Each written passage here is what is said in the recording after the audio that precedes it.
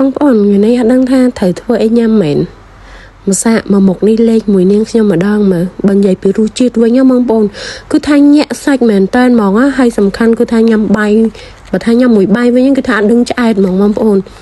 ចឹងនិយាយថាបាយមិនចឹងថាអូកន្លះឆ្នាំងតឯងបងប្អូនគឺថាឆ្ងាញ់មែនតើហ្មងណា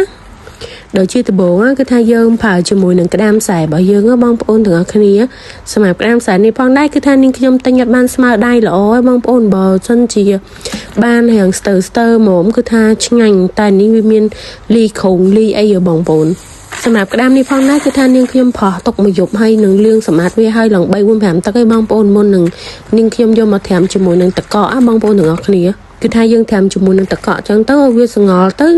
នៅពេលដែលយើងបកគឺថាវាងាយស្រួលនៅក្នុងការបកបងប្អូនទី1កុំឲ្យវាគៀបដៃ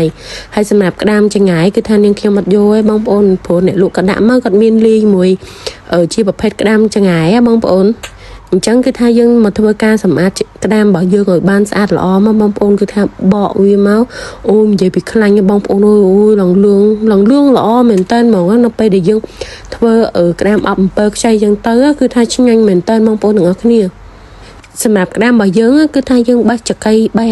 នេះភុយវានឹងចេញអស់ហើយបងប្អូនគឺថាធ្វើយ៉ាងណាឲ្យវាស្អាតល្អនៅពេលដែលយើងញ៉ាំជាមួយទៅគឺថាវាថ្នឹកមាត់បងប្អូនទាំងអស់គ្នាហើយនាងខ្ញុំក៏សូមពឹងបងប្អូនទាំងអស់គ្នាជួយចុច Subscribe ឲ្យនាងខ្ញុំម្នាក់មួយផងអរគុណទុកជាមុនណាបងប្អូនទាំងអស់គ្នាតាពីក្តាមមកយើងរួចរាល់ហើយគឺថានាងខ្ញុំមកកាត់ជាមួយនឹងស្នូករបស់វាបងប្អូនយើងកាត់វាឲ្យស្អាតមកនៅពេលដែលយើងដាក់ទឹកអំពៅខ្ចីរបស់យើងអប់ពីលើទៅគឺថាឆ្ងាញ់មែនតើហើយសម្រាប់ក្តាមរបស់យើងមើលខ្លាញ់បងប្អូនអើយជាតិមែនតើហ្មងណាចំពោះក្តាមរបស់យើងនៅពេលដែលយើងកាត់ឆ្នូករួចរាល់ហើយបងប្អូនទាំងអស់គ្នាគឺថានាងខ្ញុំក៏បានយកវាមកត្រាំជាមួយនឹងទឹកកកម្សៅទៀតបងប្អូនគឺថានៅពេលដែលយើងត្រាំជាមួយនឹងទឹកកកអញ្ចឹងទៅទី1ឲ្យក្តាមរបស់យើងវាកុំឲ្យវាធំក្លិនចង្អាមហងបងប្អូនទាំងអស់គ្នាទុកវាចោលមកសន្ទុះទៅយើងក៏មករៀបចំលាងជាមួយនឹងអំបិលហើយនឹងម្ទេសរបស់យើងសម្រាប់អំបិលម្ទេសរបស់យើងគឺថាយើងលាងវាឲ្យស្អាតល្អទៅនៅពេលដែលយើងយកទៅបុកទៅគឺថាវាកុំឲ្យវានៅជាប់កតិចដីបងប្អូនទាំងអស់គ្នាសម្រាប់បងប្អូននៅខ្លះដែលគាត់មានជាប្រភេទម៉ាស៊ីនក្លុកគឺថាបើគាត់ក្លុកក៏វាម៉ត់ល្អដែរបងប្អូនតែសម្រាប់នាងខ្ញុំសូមអត់ឲ្យវាម៉ត់ពេកទេសូមឲ្យវានៅសល់រៀង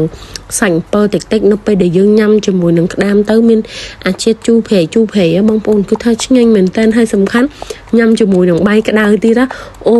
យញាក់សាច់មែនតើហ្មងបងប្អូនក្នុងនោះផងដែរគឺថានាងខ្ញុំក៏បានបន្ថែមជាមួយនឹងអំបិលបន្តិចផងដែរដើម្បីបុកវាកុំឲ្យអំពើរបស់យើងខ្មៅបងប្អូនទាំងអស់គ្នាហើយដាក់ជាមួយនឹងខ្ទឹមសហើយនឹងម្ទេសរបស់យើងមកសម្រាប់បងប្អូនដែលគាត់ចូលចិត្តហឹរគឺថាដាក់ម្ទេសឲ្យឆៅណាបងប្អូននៅពេលដែលញ៉ាំគឺថាហឹរអូយឆ្ងាញ់មែនតើហើយសម្រាប់គ្រឿងផ្សំរបស់យើងគឺថាវាងាយស្រួលបងប្អូនគឺថាយើងប្រើតាជាមួយនឹងស្ករសប៊ីចេងហើយនឹងទឹកត្រីសម្រាប់ទឹកត្រីគឺថាយើងដាក់បរិមាណសមរម្យមកបងប្អូនទាំងអស់គ្នាសម្រាប់ទឹកត្រីរបស់យើងគឺថាបងប្អូនកុំទាន់អាមប្រើច្រើនណាព្រោះដោយសារខ្លាចវាប្រៃព្រោះមុនហ្នឹងយើងបានដាក់ជាមួយនឹងអំបិលហើយត្រូវអត់អញ្ចឹងគឺថាយើងកុំទាន់អាលួចជាមួយនឹងទឹកត្រីច្រើនណាបងប្អូនថា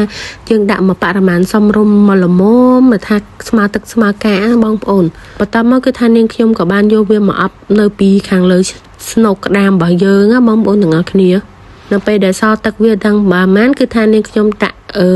ច្បល់ជាមួយនឹងក្តាមរបស់យើងធ្វើបែបនេះគឺថាវាឆ្ងាញ់ណាបងប្អូនហើយវាឆាប់ចូលជាតិល្អផងហើយបើវាខ្វះខាតគ្រឿងអីបងប្អូនថែមតាមក្រោយបន្តិចតួចទៅគឺជាការស្រេចឯបងប្អូនទាំងអស់គ្នាហើយសម្រាប់វីដេអូរបស់នាងខ្ញុំក៏ឈានដល់ទីបញ្ចប់ដែរណាបងប្អូនទាំងអស់គ្នាអរគុណជម្រាបលាបងប្អូនទាំងអស់គ្នាជួបគ្នានៅវីដេអូក្រោយទៀតបាយបាយ